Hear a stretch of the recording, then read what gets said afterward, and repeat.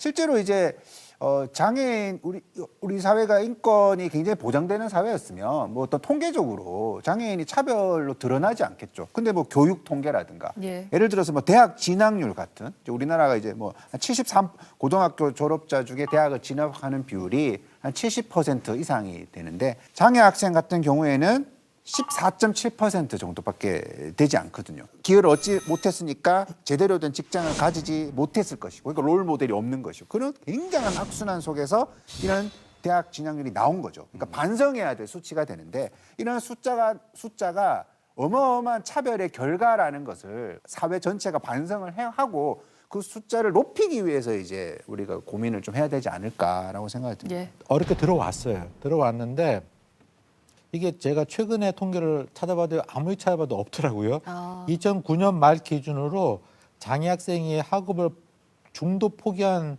탈락률이 14.5%예요. 수업에 대한 편의가 없고 또 그리고 물리적 시설에 접근성이 안 되기 때문에 그 탈락 학생 중에 23.4%는 채 2년을 버티지 못하고 중도 탈락을 했던 겁니다. 그 현실을 좀 제대로 짚어야 되겠죠. 그러니까 저도 대학에서 12년 동안 강의를 했는데 13개 대학에서 강의를 했거든요.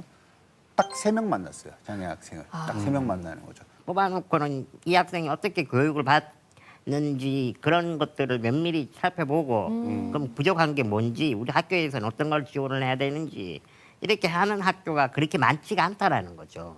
대구에 진짜 손꼽을 만한 정도 대구가 아니고 전국에 있다라는 거고 대구 경북 같은 경우는 이제 모 대학에 장애인들이 제일 많이 다닙니다. 교수님 대학인데 대구 대학입니다. 네. 장애 학생이 한 300명 넘죠, 교수님. 한 270명 됩니다. 200. 네. 그러니까 장애 학생들이 대구대가 이제 그렇게 이제 인프라를 많이 잘 갖춰져 있으니까 장애인들이 전국적으로 대구대로 많이 몰려와요.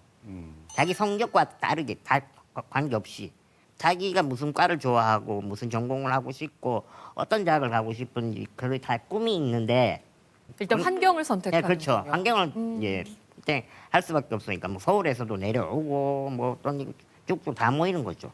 몇 주 전에 이제 기말고사를 받지 않습니까? 그래서 제 수업에도 장애 학생 몇 명이 있어요. 그래서 어떤 학생은 수업 시간을 1.5배 늘려달라 1.5배 늘려줬고 대필자를 구해달라서 대필자를 구해주고 그러면 이제 공간을 따로 내줘야 되거든요. 예. 또 시험 감도 따로 내줘야 되고 또 그리고 또 어떤 학생은 내가 전맹은 아니고 글씨를 크게 해주면 볼 수 있다 해서 그 시험지 글씨를 20포인트로 해준 그러니까 시험지가 한 30장쯤 돼요. 그렇게 한 학생도 있고 또 어떤 학생은 점자 단말기에 USB를 꽂아주면은 시험 문제 읽을 수 있다 해서 그렇게 꽂아주고 갖고 저희 대학은 그게 너무나 자연스러워요. 근데 많은 대학들이 그렇지 못하기 때문에 장애 학생들이 특히 많이 모이는 대학은요 5개 손가락으로 꼽을 정도입니다. 대부분은 그냥 아까 10명 전후 그리고 그런 대학은 필수적으로 필히 편의시설이 안 돼 있고 그렇습니다. 교수님 말씀을 좀 더 첨언을 하자면 뭐 인프라를 구축하고 이제 입학을 하고 배출하고 하는 것도 중요한데 더 큰 제가 보기에 안타까운 거는 장애 학생과 비장애인 학생이 어울리지를 못해요. 그러니까 이런 거죠. 뭐 예를 들어 MT 같은 거 간다고 하면 당연히 다 가는 거 아니겠습니까? 근데 이런 것도 그냥 이 친구들은 뭐 몸도 불편하니까 안 와도 돼. 뭐 이렇게 생각을 하는 경우도 많고. 그러니까 이게 고립감이 더 큰 거죠. 사실 대학에서 또 배워야 되는 것들 중에 하나가 또 이런 장애인과 또 함께 하면서 세계 시민의식이라고 할까요? 장애인들을 바라보는 그런 인식을 또 우리가 동등한 교우로서 뭐 함께 배우고 그 시선을 더 넓혀갈 수 있다면 이것 또한 저는 중요할 거라고 생각하는데 해외 사례는 그렇지 않습니까, 교수님?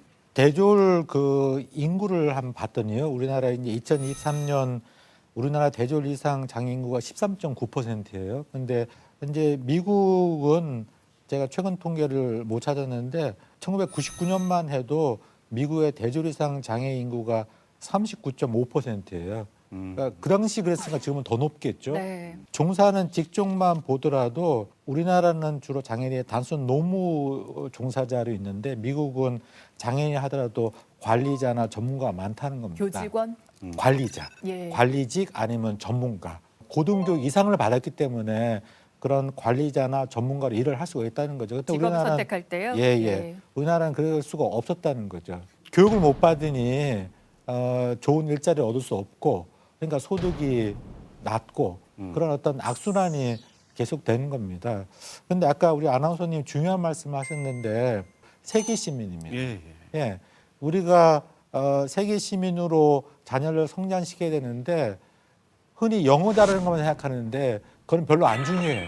요즘 번역기 좋기 때문에 영어 잘하는 건 중요하지 않고 다양성에 대한 존중, 다양성에 대한 수용, 용납 이게 중요하거든요. 그러니까 나와 같지 않은 사람을 참아주는 거 그게 가장 세계 시민으로서의 가장 중요한 덕목인데 그 중에 가장 대표적인 게 바로 장애인이라는 거죠. 그런 의미에서 이 장애인 우리 옆에 있다는 것은 또 교육기관에서 장애인을 볼 수 있다는 것은 하나의 큰 덕이다, 득이다, 플러스 요인이라 생각할 수 있는 거죠.